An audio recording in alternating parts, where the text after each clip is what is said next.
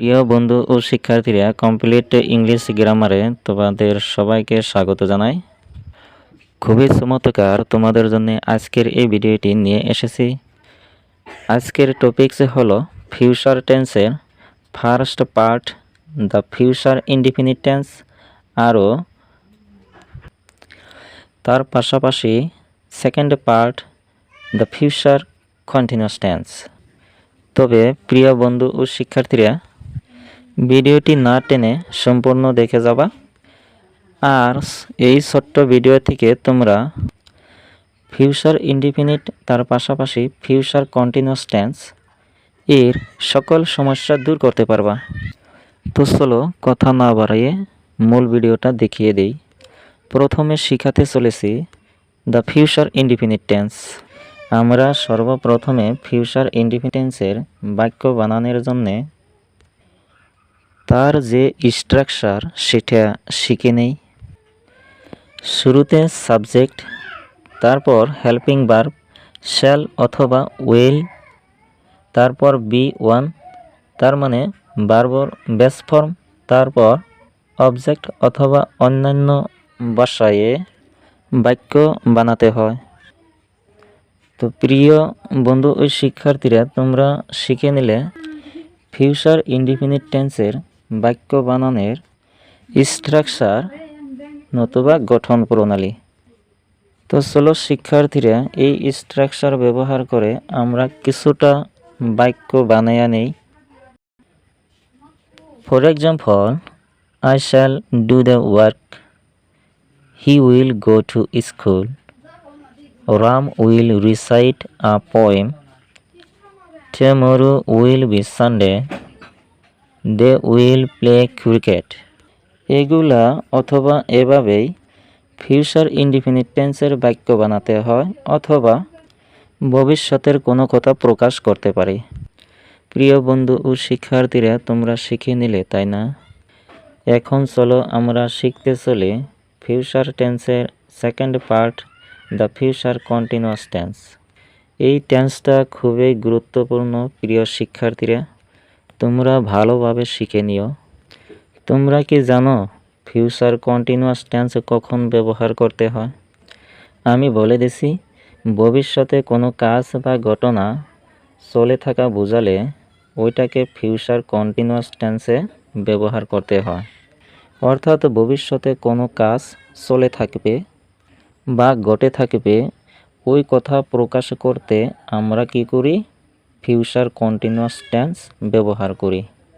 তো চলো বন্ধুরা, আমরা শিখে নেই ফিউচার কন্টিনিউয়াস টেন্সের স্ট্রাকচার।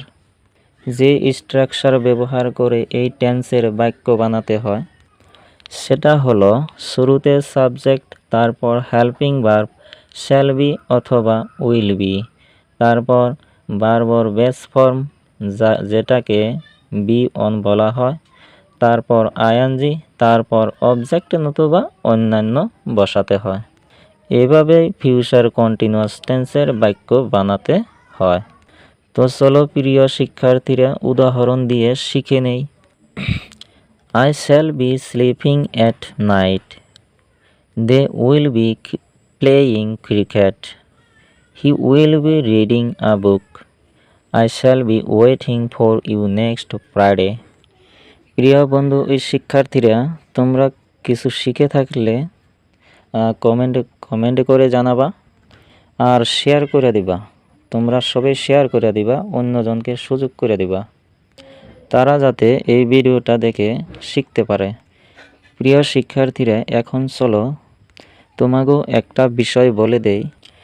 তোমরা কি জানো ফিউচার কন্টিনিউয়াস টেন্সটাকে প্রেজেন্ট কন্টিনিউয়াস টেন্সে ব্যবহার করতে পারি? যদি না জেনে থাকো তাহলে শিখে নাও, তোমাদেরকে শিখিয়ে দিয়েছি। আমরা ফিউচার কন্টিনিউয়াস টেন্সটাকে প্রকাশ করাতে প্রেজেন্ট কন্টিনিউয়াস টেন্সে প্রকাশ করাতে পারি।